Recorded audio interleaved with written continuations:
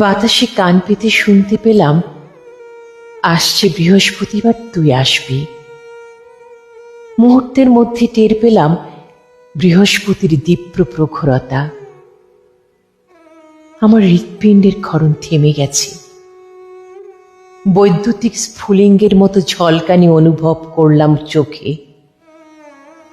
কাশির স্নিগ্ধ পরশ পেলাম আমার খাঁ খাঁ করা স্নায়ুতন্ত্রে। মনে মনে সাজতে শুরু করে দিলাম। লাল ঢাকায়, লাল ব্লাউজ, কপালে একটা লাল টিপ আর মতির মালায়। না না না, এত সব লালে কেমন জানি লজ্জা লাগতে শুরু করলো। মুহূর্তে পাল্টে ফেলে এবার সাজালাম নীল শাড়ি, রূপালি আঁচল, রূপালি ব্লাউজ, আর কপালে একটা নীল টিপ দিয়ে। অনুভবে বেশ স্বাচ্ছন্দ্য বোধ করলাম। এবার অপেক্ষার পালা।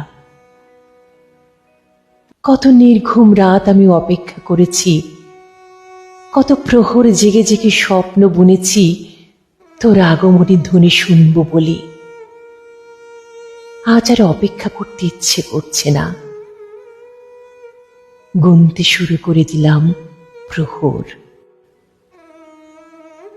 1 প্রহর, 2 প্রহর, 3 প্রহর, এভাবে 8 প্রহর ফুরালেই চলে আসবে সেই দিন, সেই ক্ষণ, সেই প্রতীক্ষিত সময়।